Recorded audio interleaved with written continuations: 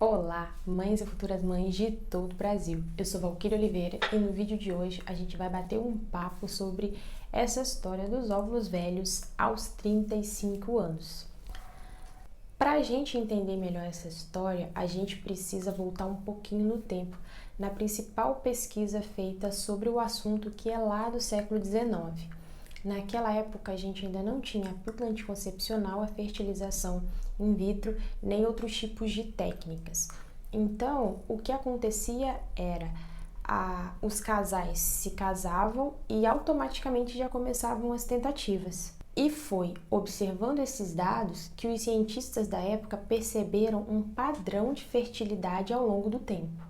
E, basicamente, o que eles encontraram foi que as mulheres que se casavam entre 20 e 35 anos tinham a mesma probabilidade de terem filhos. Já mulheres de 35 a 39 anos tinham 90% de probabilidade de terem filhos, enquanto mulheres de 40 a 44 anos tinham 62% de probabilidade. Já as mulheres acima de 44 anos, aí sim a gente via essa probabilidade despencar, porque elas tinham apenas 14% de probabilidade de terem filhos. Trocando em miúdos essas observações que os cientistas fizeram, a gente tem que todas as mulheres até os 35 anos conseguiam engravidar pelo menos uma vez. E mulheres até os 44 anos ainda tinham alguma chance de engravidar. E aí a gente precisa lembrar que isso tudo é sem o auxílio dos recursos atuais que a gente tem, ou seja, sem nenhum tipo de tratamento, sem nenhum tipo de procedimento, nenhuma intervenção médica. Ou seja, mulheres com 35 anos estão velhas para ser mães? Do ponto de vista biológico, não necessariamente.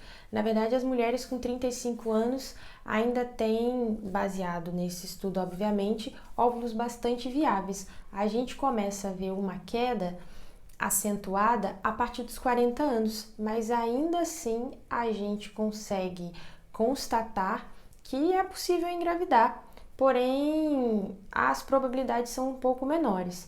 Isso se a gente considerar que não há nenhuma intervenção. Se a gente colocar nessa conta a medicina moderna, as chances aumentam exponencialmente.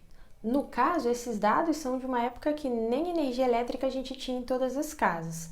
Agora, se a gente for para um estudo mais recente, a gente tem outros dados. Vamos dar uma olhada? A gente tem um estudo mais moderno, feito na França com cerca de 2.000 mulheres. Todas as mulheres desse estudo estavam fazendo inseminação artificial com esperma de doadores. Isso é importante porque a gente consegue nivelar algumas características. Por exemplo, por conta do estudo ser com esperma de doador, a gente não vai levar em conta a frequência de relação sexual. Do mesmo jeito que a gente não leva em conta o fato de ter que acertar o dia fértil para acontecer a fecundação. A gente consegue eliminar essas variáveis. E com isso, a gente consegue fazer uma análise sabendo que todas as participantes tiveram uma condição igual. E, depois de 12 meses, os resultados desse estudo foram: 75% das mulheres com menos de 30 anos conseguiu engravidar. Já entre 31 e 35 anos foram 62% das mulheres.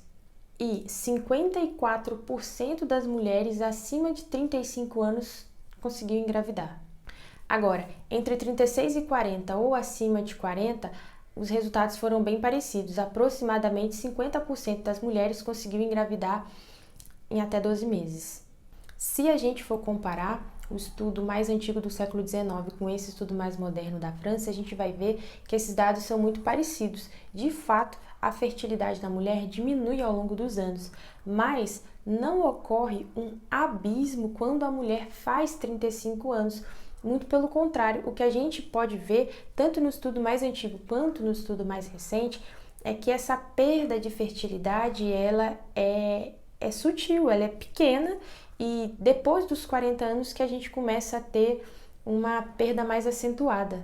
Mas, mesmo assim, mulheres acima de 40 anos ainda conseguem engravidar. Não se trata de tudo ou nada, não é a mulher está fértil para a mulher deixa de ser fértil. É mais uma mulher está fértil e à medida que os anos vão passando, a probabilidade vai diminuindo, porém fica menos provável, mas não impossível. E o que a gente consegue concluir baseado nesses dados? Que a biologia de fato importa, os nossos óvulos eles têm uma vida útil, eles não vão durar para sempre, infelizmente ou felizmente, mas a estatística conta uma história diferente do que aquela que a gente ouve.